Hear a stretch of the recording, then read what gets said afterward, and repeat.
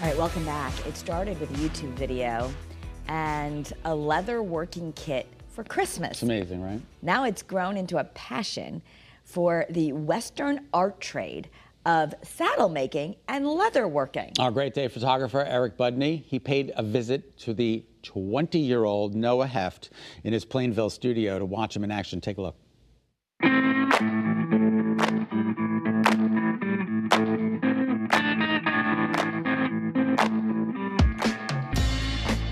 We are in my basement workshop. I call it the dungeon. This is where the magic happens. This is where I turn those dreams into a reality in leather. So this is my first saddle that I ever made. It is it's a Bowman style of Western saddle. So pretty much a take it and use it kind of work saddle. I found a YouTube video just randomly, and I was like, hey, that looks pretty cool. It's a little leatherworking tutorial. I asked for a little kit for Christmas. I saw the potential for not just the project that he was doing in that video, but in everything else. And then it took me about 3 seconds, riding horses, being like, oh, that's made out of leather. I am a horseback riding instructor. I'm certified to do that, and so that's kind of the two halves of my life. They come together beautifully.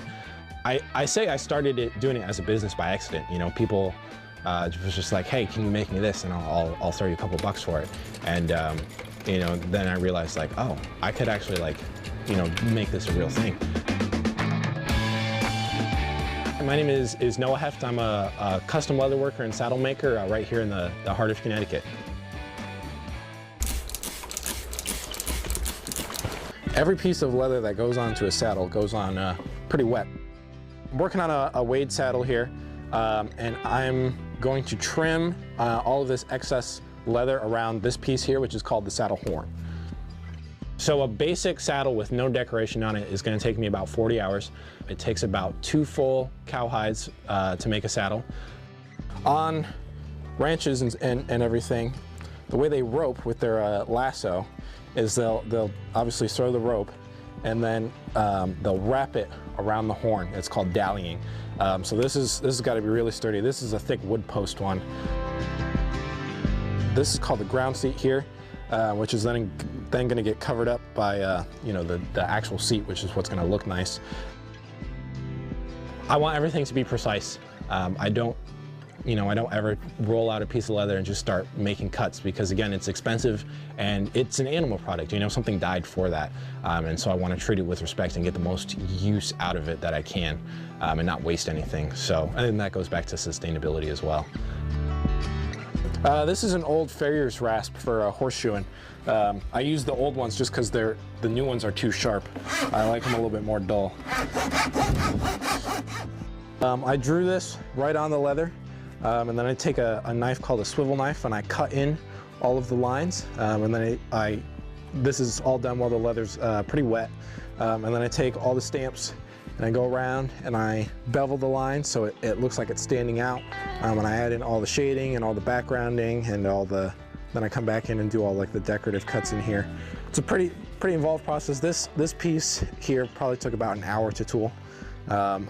So if you can imagine if I had done it across the whole thing or even across the whole saddle, that becomes a lot really quickly. So this is tooling. This is where all of the decorating comes in.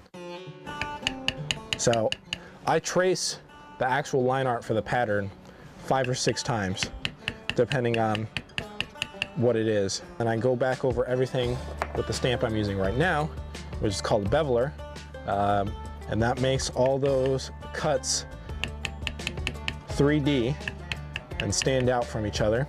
And then I go back over it again with shading, and I'll fill in the background to make that contrast, and any other designs or different details. I buy what's called Herman oak leather. It's from one of the only 2 U.S. tanneries. They use only American cowhides. I'm going to work from the back side of this. We're just going to make a bag real quick. I'm the only person in the state of Connecticut that's doing custom Western saddles, and I'm one of few that does saddle repair. And on top of all that, I make belts and wallets and bags and, guitar straps and gun holsters and, pretty much anything you can think of that can be made out of leather. They do have a lifespan. Leather doesn't last forever, but if you take care of it and it's made well, it's going to last you a couple generations. And so the way this bag goes together is I sew it inside out. Honestly, for me, the most exciting thing is finishing a project and sending it out to whoever ordered it and knowing what it's going to be used for and how it's going to be used, and knowing that I made it and somebody's getting use out of it, enjoying it, but also in some cases relying on it for their day-to-day work. That's to me is what's the most fulfilling and the most satisfying. I take a lot of joy in knowing that I'm not only keeping this craft alive, but also kind of in a sense bringing it back, especially to the Connecticut area. I don't know if there was ever a Western saddle maker or when the last one was around here, when they last existed, but we're back. The West is back.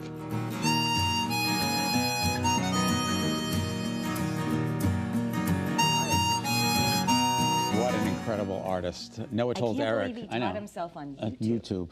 Noah told Eric that he hopes that this is the beginning of a very long tradition. By the way, you can find Noah's beautiful handmade leather products at Market Street Creatives in Torrington. Who doesn't want to go there now? Oh my gosh, it's really incredible. Beautiful. I'm amazed. I still can't believe he did it by watching YouTube. Wow. You can visit his website. It's heftleatherandsaddlery.com. You can also follow him on Facebook and Instagram. I bet there's beautiful pictures there too. Oh my gosh.